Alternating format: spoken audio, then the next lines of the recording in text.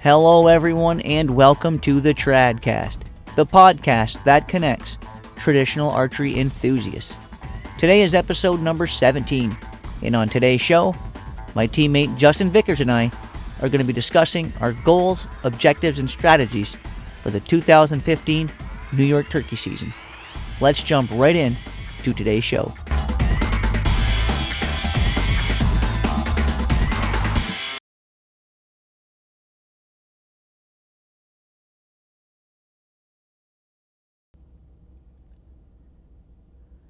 Alright everyone, welcome back to another episode of the TradCast, the podcast that connects traditional archery enthusiasts.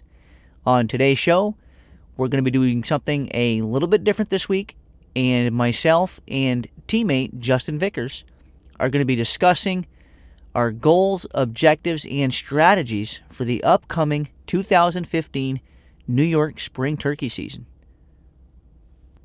Okay, everyone. Now, tonight, Justin and I wanted to do a podcast just telling everybody a little bit about our objectives for the upcoming spring turkey season, a little bit about the gear we use, the calls we use, and the strategies that we have employed in past seasons, and some things that we're going to be doing this coming season to hopefully be successful in the spring turkey woods. And hopefully everyone out there will gather a thing or two that they can use in their own hunting, and hopefully it will help you out. So without any further ado, let's get Justin on the line. All right, everyone, and I've now got teammate and good friend Justin Vickers on the line. How's it going tonight, Justin? Hey, it's going pretty good, Ted. Just finally breaking into spring here, so everybody's happy from what I've seen. Yeah, we just lost our snow about 2 weeks ago. And, of course, we've been, you and I have been on, Facebook looking at all these, pictures and statuses of people out, turkey hunting across the country, and we're over here kind of chomping the bit for our turn. Yeah, unfortunately, a lot of other states open up before us, and I really think New York should consider opening at least maybe a couple weeks earlier. That's why I see a lot of mating activity, I guess, or a lot of strutting. I think, once you get into May, it's a little bit tougher for sure. So. Yeah, I've had this discussion with a couple other guys, well, actually several other guys throughout the years, and, we don't know if it's because New York's trying to maybe do that on purpose so that the entire season isn't during, kind of that real prime time, to help birds, to help some birds make it through the season, but. Yeah, well, maybe they could split it up and allow you to just take one in April and then one in May, Yeah, exactly. But anyways, the reason why we're doing this podcast tonight is because Justin and myself wanted to do a quick show, just kind of explaining, our goals, our expectations, and our strategies that we're going to be using for this year's turkey season. And for anybody who, wants to, to hear this information, we wanted to do this podcast. So tonight, Justin and I are just going to be talking a little bit about our upcoming season, what we're looking to hopefully accomplish, and some things that have worked for us during past seasons here in New York as far as turkey hunting. So, Justin, I know the first thing that we wanted to talk about a little bit is, what we've been seeing so far this spring as far as, activity from turkeys. Just to start out for myself, I've seen several birds now. I actually live, kind of on the out fringes of the Adirondack Mountains, and the last, I would say, probably 5 to 10 years, I've certainly noticed a relatively big increase in the amount of turkeys that our area has in the last several years, including this year. Usually once our snow is really on the fringe of melting, I start seeing a lot more turkeys, and frequenting cut cornfields seems to be a very big drawn card this time of year. I've been seeing several gobblers, several hens, out in these cut cornfields. Pretty much any exposed field, come springtime, that's where I'm typically seeing my birds. And I don't do a whole lot of scouting in the hardwoods per se for turkeys. I usually try to see them in fields, kind of take some notes on what fields I'm seeing them in. If I'm seeing, gobblers in, one field, more often than others, I'll try to make a mental note of that to, maybe, start my season there and, deviate or, go to different areas based off how that very early season goes. What have you been seeing out there in the central part of the state? Well, like you said, over the years, I think the northern part, originally from the southern Adirondacks, and which is just north of the Mohawk Valley, where there is some agriculture, but where I actually hunt, where our properties are, there isn't any agriculture, and I was very surprised to see within the last 5 years or so, I've been lucky enough to take some nice birds out of there. Basically just wooded areas, no fields really at all. So down here in the Hudson Valley, it's kind of hit or miss. I don't know if this hard winter had anything to do with it, but I have seen far less turkeys down here this spring than any other season. Of course, you see, on their way to work or whatever, you see the, sporadic sightings of toms out starting in the mostly cornfields or like cut hay fields that are just now starting to turn green.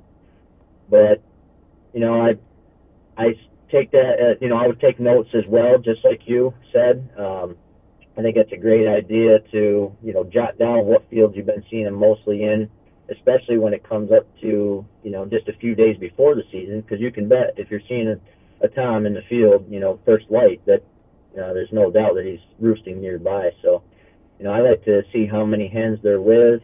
If they're not with very many hens, there's a good chance, if you have permission to hunt that particular piece, that's a good spot to set up on. And I know later in the show we're going to talk about strategy-wise of what we like to do to, better our successes at taking them out. But I really haven't seen that many down here, although I'm sure they're there. You just got to get out there and scout them out, and that's one of the biggest things that I've based my success on as well. Is early season, even though other states are already hunting and we can't for a few more weeks, it's a good time to scout them out and get their patterns down, so you get a better chance of getting close to them when the season does come in. Yeah, that's a good point. I mean, I don't know. Like I said, I'm not, I don't frequent these other states, further west and south of us. And I know that, a lot of these states, start up their seasons as early as March and very early April.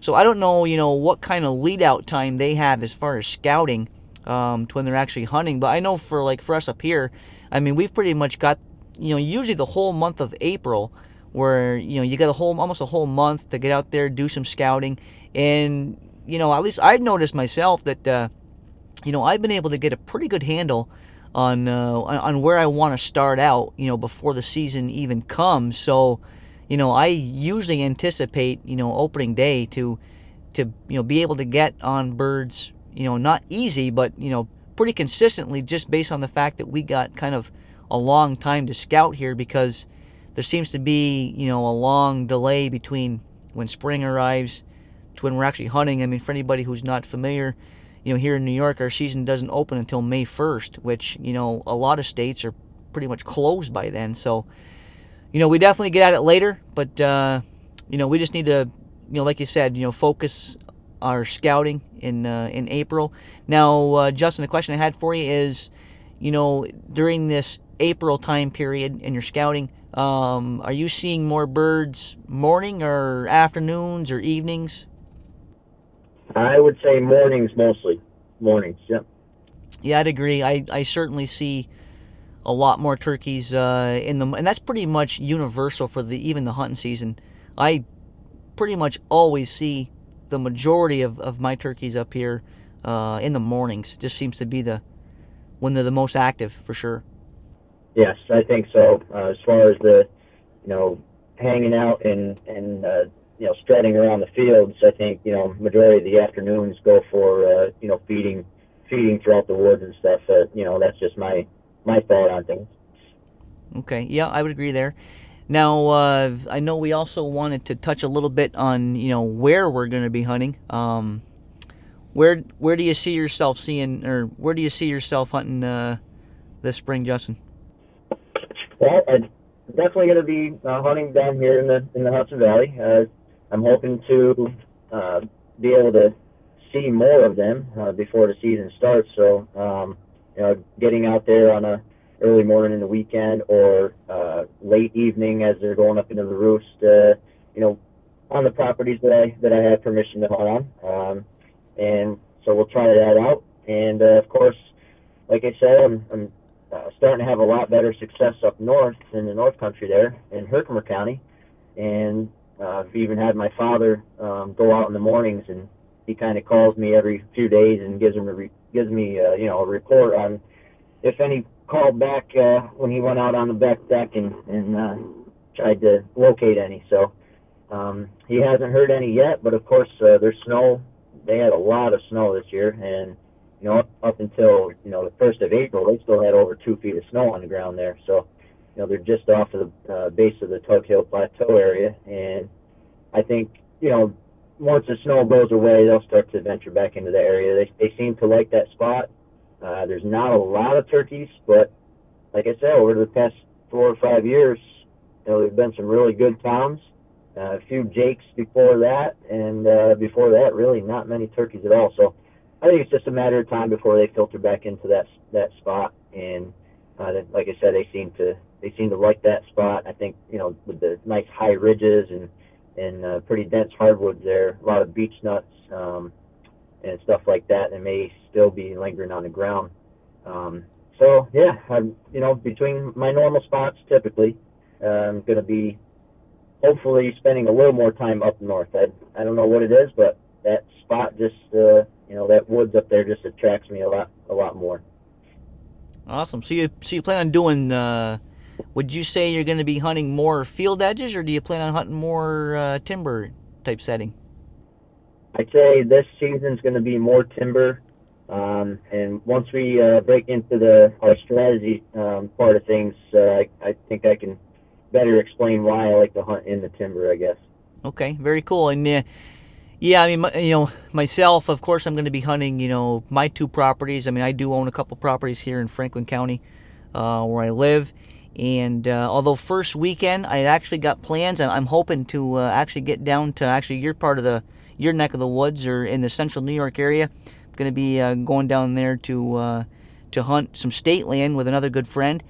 And we're pretty much just going to be running and gunning the first weekend. No real set plan in place, other than covering a lot of ground and trying to get on birds.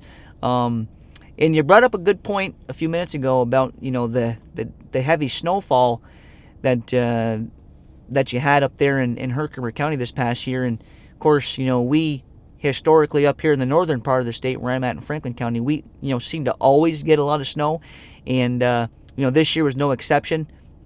We had like I said, up until pretty much April, I would say 10th to the 15th, we still had over a foot of snow, and we had a very cold winter. And I was actually kind of surprised this spring at how many birds I have been seeing, because the last 2 winters up here have been exceptionally brutal in terms of temperature. I mean, it just seems like we've had several.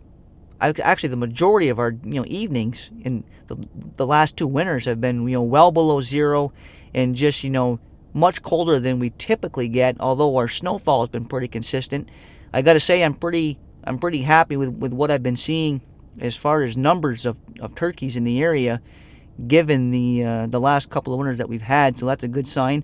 I don't know if it just means that our birds up here are just more accustomed to dealing with those conditions and are able to deal with it a little better. But I'm certainly looking forward to my chances up here this year. So I'm going to be hunting, of course, up here at home, central New York. I don't have any plans to really get any further south or west in the state. So pretty much just going to be hunting, several state properties throughout the season, and as well as my own 2 properties where I do have several clover food plots established. And I'm hoping that those clover food plots are going to be big draws, for the turkeys. And I'm hoping that if I need to, I can get the job done there at the very least. So that's pretty much my plans as far as where I plan on hunting. Good. I got a question for you though. Yeah. Are you going to be using the longbow primarily?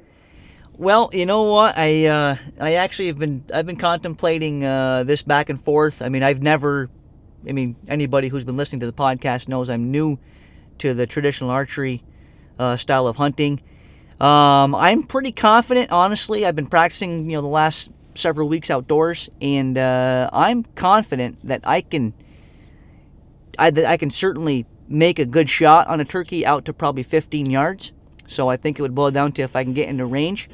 But the friend I was telling you about, Paul, I'm going to be hunting with him, and of course he's also a traditional archer as well. And pretty much what we've decided to do, I think our game plan there is going to be, because we're going to be hunting together. We're going to be running and gunning that first weekend. So we're going to be teamed up, and pretty much our plan is going to be, we haven't decided who's going to carry what, but I think what we're going to do is one of us is going to have a 12 gauge, and one of us is going to have, our traditional bow.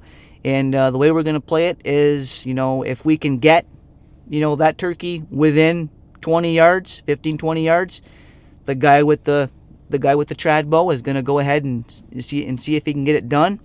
If for whatever reason the bird hangs up and it's going to be a longer shot, or we just don't think we're in, comfortable, shooting range, or just not comfortable with the shot from an archery perspective, then the guy with the 12 gauge is going to go ahead and see if he can get it done. And my personal plan would be, if I do take the first one with the 12 gauge, then from there on out, rest of the season, I plan on trying to get my second turkey with the longbow for sure. So that's pretty much my plan as it sits right now. Good plan. Good plan. Yeah, I just thought it'd be a way that we could kind of, cover both ends of the spectrum. We are out there, we're hunting with the traditional bows, but one of us is going to have the 12 gauge just in case things don't go as planned, and we just can't quite close down that distance enough. So right, yeah, you still you could be successful anyway, even if you try with the traditional bow, doesn't happen, you got some backup, so you still be successful and slap hands afterwards. Yeah, and last year I actually didn't take a turkey because I was bow hunting at the early part of the season. It was with a compound then, but I actually called in 2 on the morning of May 10th last year. Called them in from probably, 500-600 yards, right inside the 15 yards, and I never ended up even drawing on those turkeys because I didn't think, the way they came in, they kind of caught me off guard, and I really didn't think I was going to be able to get drawn without them spotting me, and they ended up spotting me moving a little bit anyways, and I actually ended up letting those 2 kind of slip through my fingers a little bit because I was bow hunting. So I didn't get one last year. Certainly want to get 1 or 2 this year, and if the first one has to be with the 12 gauge, I'm certainly not opposed to that. Excellent. What about your plans? You going to be gun hunting? Are you going to be bow hunting? Or I typically use 12 gauge. I haven't really gotten into the whole bow hunting part of it. Before the last couple of years deer hunting, I never really thought about bow hunting for turkeys outside of a blind. So, I don't really like to set in blinds. I don't, I like to be a little bit more mobile than that. And I just, I like to be out in the open when I'm shooting, when I'm hunting turkeys. So, I typically just use a shotgun, Chad. But I would like to take one with the bow. I think it's a better challenge that I would appreciate being able to do. And this year I just may try it. I do have some broadheads that I picked up 2 years ago. I was anticipating on hunting with the compound, and I just didn't end up taking it out. So I still have those. I can maybe try shooting them a few arrows into my block target and see how they perform and how they group there. And I may try it, but my ultimate choice is definitely shotgun. Yeah, no question. I mean, I've never killed a turkey with a bow. I certainly want to. I know it can be done. I mean, you see it done all the time. Certainly a lot, higher degree of difficulty. Um, Especially, I would think, shooting traditional equipment now. Um, with that being said, I mean, just from my practicing so far, I really am confident that if I can get to within 15 yards, I really like my chances at taking that shot with the longbow. I think the whole key is going to be, can I get to within 15 yards without a blind? Because I don't anticipate hunting out of a blind this year. I want to run and gun. I'm going to be trying more of an aggressive. A lot of guys refer to it as reaping. I'm going to be pretty much, hiding behind decoys, and trying to get as close to these turkeys as possible. Rather, I'm shotgun hunting or hunting with the bow. I'm still going to be pretty much primarily using that strategy here this spring. It's something I haven't even tried before, but looking back at how some past hunts have played out, and even that hunt last year. I've just kind of thinking that, what, I'd like to at least give it a try and keep it as an alternative because, like I mentioned, looking at some past hunts, I would have liked to have given that a try to see how things would have played out. Okay. Yeah, I'm interested to see how that works too because, as you said, with the reaping, I guess you call it, and hiding behind the decoy, you can actually maybe approach the turkeys in a way that you hadn't last year when you said you had a few come in real close, but they saw you move. Had you had that fanned out Tom decoy right in front of you, you may have been successful that day. So I'm really excited to see how it plays out for you doing it that way. And I think, if you solidify the deal on that, there'd be no doubt that I'd be all for it. And like I said, I haven't really ever done it that way either. I don't even use a Tom turkey or Jake turkey decoy. I use just one hen decoy usually, and I'll talk about that a little bit more. But if it works, I'm definitely considering going all in on that one. Yeah, of course, I'm sure everybody has seen, the videos online and, YouTube and stuff. And you look at some of these encounters that these other people are having, and it's very compelling. There's no question that style of hunting works. I've always heard that, it's a little bit more difficult to do on the eastern turkeys, in areas where there's heavier hunting pressure. So I don't know if that's going to be a factor. But, like I said, I can just think of a hunt in particular back in 2013 where, it was a morning hunt and I had, a whole flock of turkeys out in the field. There was, 4, strutting longbeards, a couple of jakes, and probably 10 hens. And, those, 4 gobblers kind of hung up about 150 yards away. And, they were answering my calls. I had them calling at will. But they just simply would not close the gap. They weren't going to leave those hens that were over there by them, and they certainly were, they weren't leaving them to come check out my decoys and my calling. And I'm just thinking, you know what? I would have at least in that situation, I'd have had nothing to lose by, getting behind, a decoy in that fashion and at least giving it a shot. Yeah, no doubt. So yeah, I'm excited to give that style a try. I'm not completely ruling out that I'm going to, hunt some days, at more of a stationary set, more of in the, traditional, setting. But I do plan on doing, the reaping style a lot and just kind of running and gunning in general. And yeah, we'll see how it goes. Good. Now, I know we also wanted to talk a little bit about, some of the gear and some of the calls that we've used in the past and that we plan on using this year. What do you plan on? Give me like a gear rundown of kind of what you bring with you when you go out on a turkey hunt. I've tried a lot of the slate calls. not really been that great at learning how to use them. They have all these different types of materials that they're made with, and I can't seem to get it down to where it's making a really good, what I call a legitimate turkey sound. I've gotten really good with mouth calls, diaphragm calls, and I primarily hunt with a small box call, and once I get in, get the turkey within view, I usually just set the box call down and only use a mouth call, and then sometimes not calling at all is your best friend. So, I haven't really tried anything else other than those two. They seem to work really well for me, and if you can make a nice sound with it. Of course, the box calls are really loud, so if you got turkeys that are hanging up pretty far out, or gobbling off the roost far away, and you just can't get there without them seeing you, the box calls are, as far as I know, one of the best calls that you can use to really get the sound out there to them. So, I really do like the mouth calls, and they have a lot of really good ones out now that sound really, really good if you get good at it yourself. So, I practice with them quite a bit.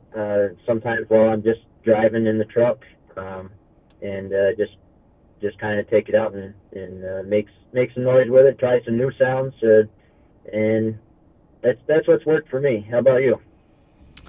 Well, I mean, the first thing I want to say is I certainly am not going to be winning any turkey calling championships or titles. In fact, I would say it's probably the one area of my hunting in general that I'm probably the least skilled at.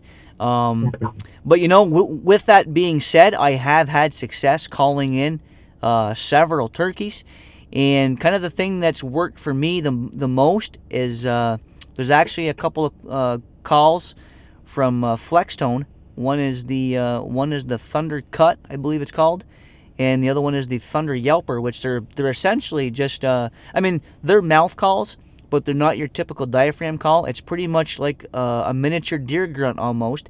It's just a little rubberized call that you put in your mouth and you just blow into.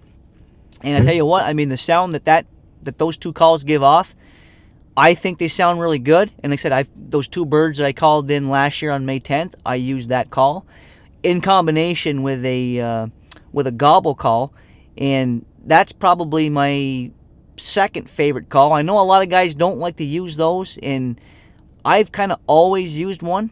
And pretty much my basic calling sequence is I just kind of go back and forth between yelping and clucking with the Flexstone calls, and then I mix in the gobble call every once in a while. I'm trying to simulate that there's a gobbler with hens at the location where I'm at, and I'm trying to lure another gobbler into the area, thinking that there's a gobbler here with some hens. And it's a technique that I have to say has worked for me, and I never have really given the diaphragm calls too much effort. I did try them, a couple years ago. I tried a few, and I don't know if I just didn't give it enough time practicing or whatnot, but I just could never really get them down. They felt awkward in my mouth. I just could never get really anything even close to the sound of a turkey out of it. And like I said, because I've had the results with the other calls, I've just never really had a need personally to get too involved with the diaphragm calls. So it might be something I do more in the future, but as long as things continue to go as they have been, I honestly plan on sticking with the gobble call that you pretty much just kind of shake in your hand. The one I'm going to be using this year is it's a call from Hunter Specialties. It's called the Thunder Twister. I've been practicing with it at home, and it's an awesome sounding gobble call. So I'm looking forward to getting that out there, and I will be using, of course, my two Flexstone Thunder Cut and Thunder Yelpers, which have worked for me. So excellent. Yeah. No, I go under the theory of if it works, don't change it. Yeah, and there's a lot of debate and discussion back and forth on what you have to use for calls. And I mean, unless I'm wrong, I mean nobody is inside the head of a turkey to know what that individual bird is going to like.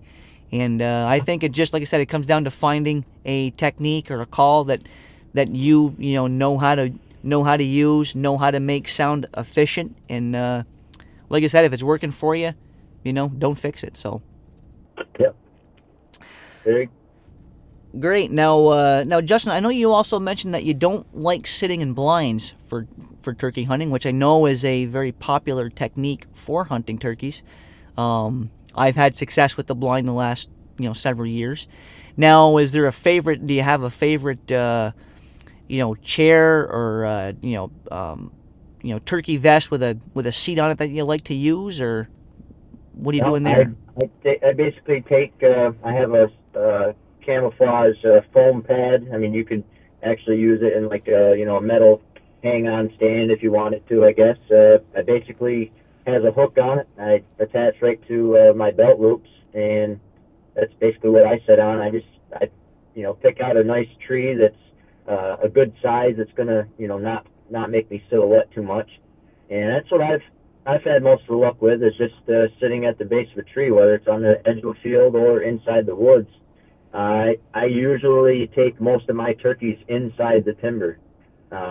I don't know if it's because I don't sit in a blind, and I don't typically have a lot of fields that I have permission to hunt. Most of my properties that I hunt are wooded, and getting into the strategy side of things, I don't, I don't typically have a lot of different turkeys that I can go after at one time. So my thought is, kind of a running gun situation, I guess. I find out where the turkeys are. I don't have a blind set up, in a zone where the turkeys are out strutting all the time. So I don't even really mess around with blinds that often, or, at all for turkey hunting anyway. And that's kind of my situation. Is I have a select few places that I can hunt for turkeys, and they're either there or they're not. And if I can't get them off of the roost, I've had really, really bad luck once they come down from the roost. If I can't set up on one right away, or if they have hens with them, they're not going to come to me unless it's kind of like right off the fly down, when they first fly down from the trees.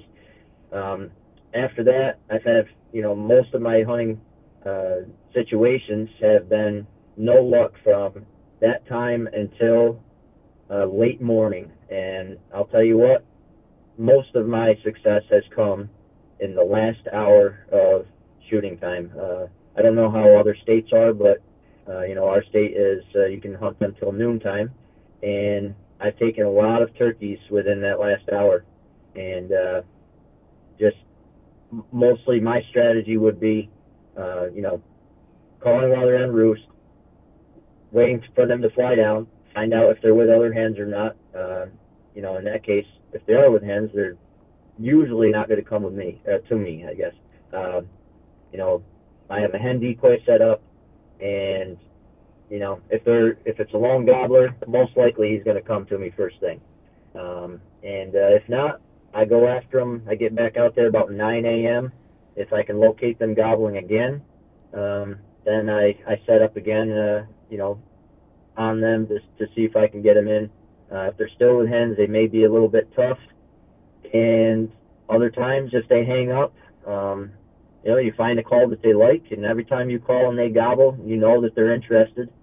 And if they still hang up and don't want to come in, you only got a half hour left or something, I basically stop calling altogether and hope that they come to me. And, my experiences have been that they do come, once you stop calling, they come to find out where you are, if you've left that area. So that's one of my main strategies. I do wake up in the morning. I do enjoy getting up first thing in the morning and actually hearing them gobbling off the roost. It's just gets your your heart pumping, I guess, and gets you excited to be out there. But I don't, I don't get discouraged if I don't get them, first thing in the morning.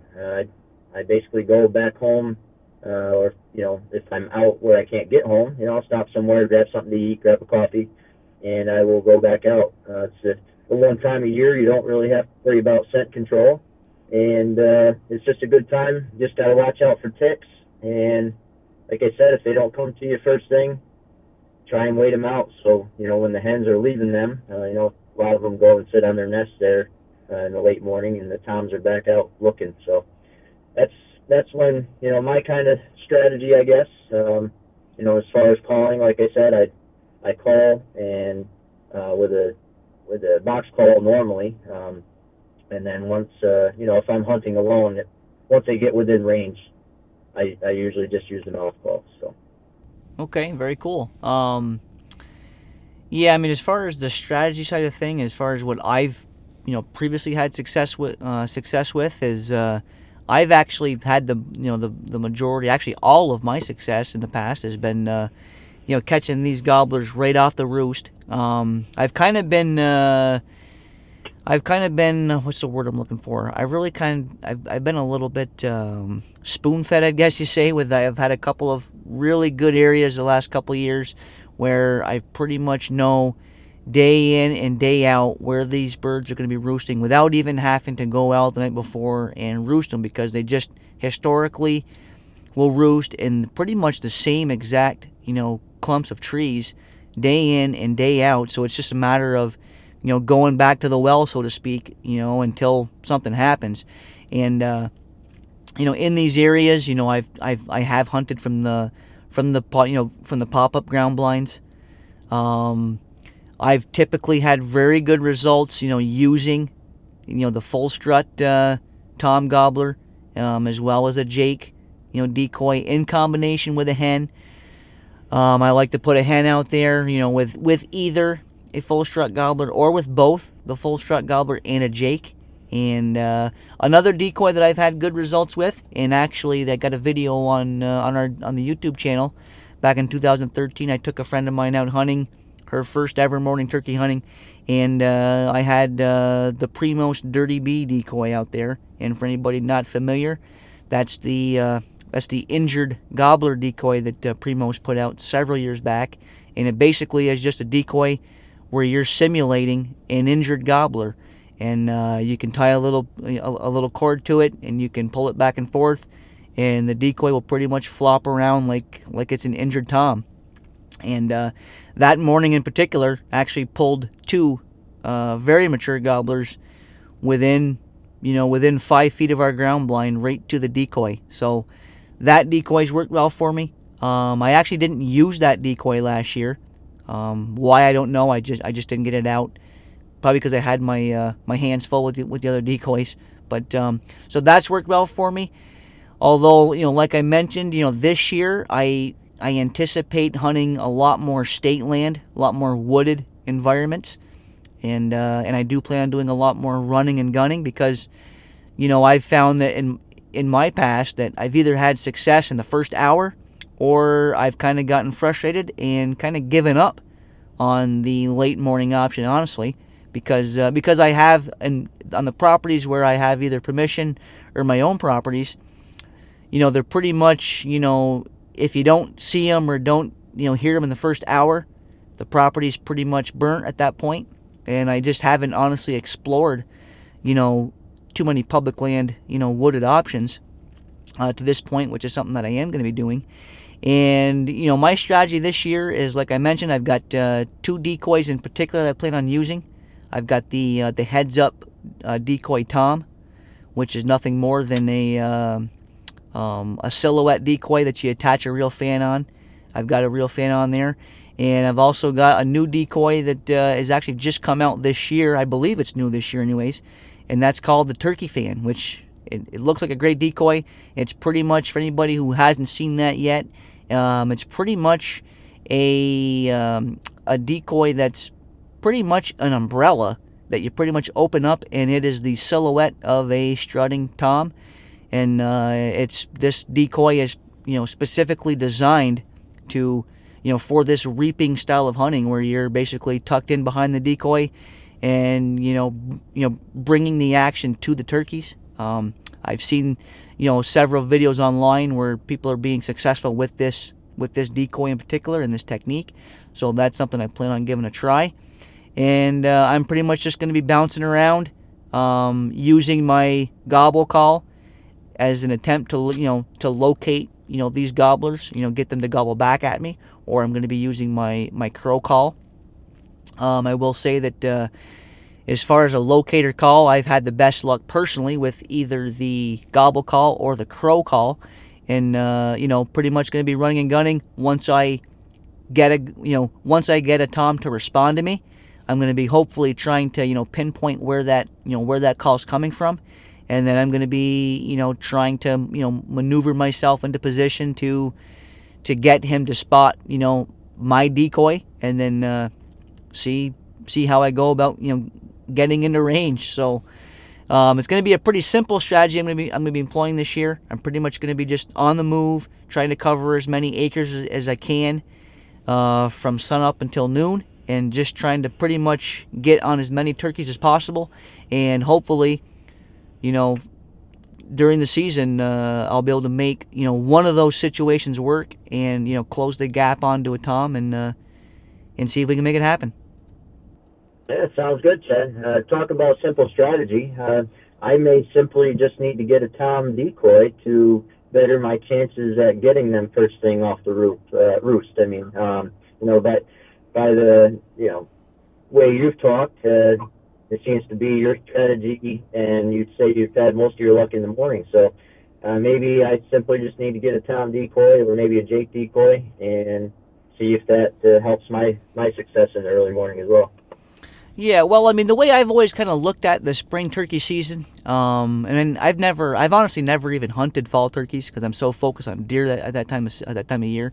But my thought process during the spring season is, that's the mating season for the turkeys, and I'm pretty much, looking at it kind of like a deer analogy. I mean, I'm just thinking that, if I have, a gobbler decoy out with hens or a Jake decoy out with hens, and I'm using my gobble call, then I'm hoping that there's another tom out there who's not going to be happy that this other gobbler's over there with hens, and pretty much try to come over and run me off. And that I wish I could go back in time and just kind of let you hear the call sequence that I had last May with those two big toms. I mean, I got them basically to respond to my gobble call when I was just kind of cold calling to see if anything was out there.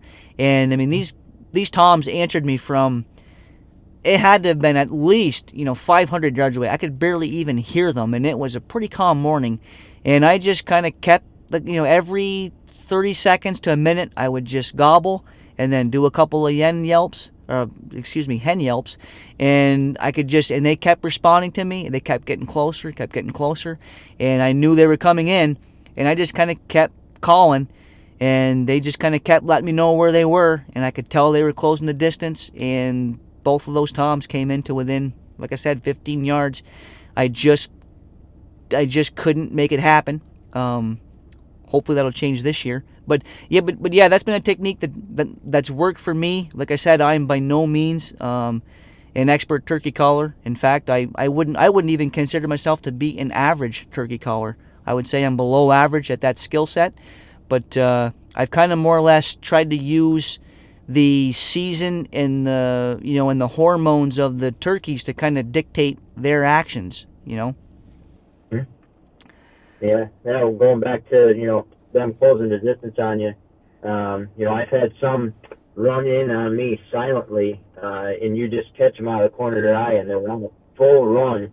Their heads are bright red, and you can't move in time to really get a good shot on them. Just they come out of nowhere and kind of surprise you at that moment. I really enjoy turkey hunting, and that's one reason why I think it seems to be constant action when you're actually out there pursuing them. I do love deer hunting. I have a great passion for deer hunting. I think that's more of a mental thing. I enjoy sitting out there and relaxing, for one thing. and trying to take on that big buck that I've patterned all summer and all fall. So there's something to be said for both types of hunting, but I definitely have more excitement, and more of a I guess a rush feeling for turkey hunting, just because of the vocalization and just being out there and hearing them, and usually the weather is pretty nice too. So Yeah, that's there's pretty there's exciting time. yeah, there's no doubt that that interaction that you get with the turkeys in the springtime certainly is something that at least I know I've never, like you mentioned, here in New York. You just don't kind of get those experiences when you're deer hunting. Um, the turkeys are very interactive with you. You can call them. They're very responsive to decoys, and like I said, it adds another element to your hunting and can be certainly an adrenaline rush. And I'm hoping that that this spring, using this more aggressive, hiding behind decoys kind of reaping style of hunting is going to be productive for me. I'm going to try to not get too frustrated if it doesn't go well early season the first few times, because, like we all know, all you got to do is just kind of get under the skin of that one gobbler who, wants to come in and run you off, and you could have, the biggest bird of your life, within 5 steps. So. Yes, absolutely. Yeah, no, I wish you luck, Chad, and I really wish you luck with the traditional bow. That's going to be something if you're able to take one down with that. So stick with it. Don't get frustrated, and I hope you have a good season. I think we can both hope to have a good chat. After the season or towards the end of the season again. Maybe we could do another podcast that kind of summarizes how our season went, and see if any of the strategies and types of stuff that we just talked about here panned out for us again. Yeah, that'll be the hope. And for anybody who wants to follow along with my adventures this spring and with Justin's adventures this spring, you can go over to Facebook and follow us on the Vantage Point Outdoors page, or you can follow us on Twitter at VPO Pros. And Justin and I will be updating you throughout the season on how things are going. And like you said, hopefully we can do a show in a month or so and talk about some things that went well for us. Sounds great. That'd be a pleasure, Chad. Okay. Well, I'll talk to you later, Justin. All right. You have a good one. Thanks for having me. Okay, yes. Take care. Yeah, you too. Bye. Okay, now I wanted to take a few minutes to answer a question that came in for this episode. Earlier, before recording, I put a post on Facebook letting everybody know that I'd be talking to Justin tonight, and that we'd be talking a little bit about the upcoming spring turkey season. And I put a question out to have anybody ask any questions that they wanted to ask for the show. And I got a response from John Cochran, and he wanted to know what we use for our setup for bow hunting. And since this question came in after the interview with Justin, I didn't see this question until after that interview. So I wanted to take a few minutes here to just answer John's question about my own setup that I'll be using this season. And what I'm going to be going with is I'm going to be shooting the Beeman ICS Bow Hunter carbon arrows. I am shooting those arrows. They are cut to just about 27 inches even, and I'm shooting a 400 spine, and I'm going to be shooting a 175 grain Tiger Shark broadhead. I've been practicing the last few months, and actually have been shooting cedar arrows for a good portion of that time. But due to the recent arrival of spring, I've been able to get outside to shoot. Of course, that has involved shooting at some longer distances. And one thing that I found in my own shooting is that carbon arrows fly with a lot flatter trajectory than what my cedar arrows were.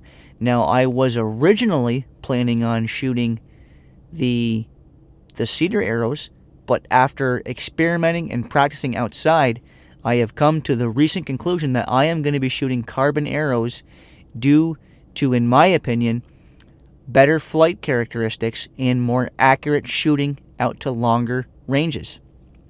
At least that's where I sit here today, and I wanted to answer that question for John. So again, I'm going to be shooting the Beeman ICS Bow Hunter carbon arrows. I've got a three fletch, 4-inch feathers on my arrows, and I'm going to be shooting the 175 grain Tiger Shark broadheads, and that's pretty much going to be my hunting setup, at least as it sits today. So again, thank you, John, for the question. And I've only got one last reminder for everybody. If you enjoy what we're doing here with the show, I would really appreciate it if you could jump on over to iTunes, leave us a quick review. It's not only going to be a great way for us to get the word out about the podcast to more people, but it's also going to be a great way for me to continue to get guests on the show so that we can all learn more about traditional archery, traditional bow hunting, and being an all-around better outdoorsman. Again, I want to thank everybody who took the time to tune into this week's show. I'm going to see you next week right here on an all-new episode of the TradCast.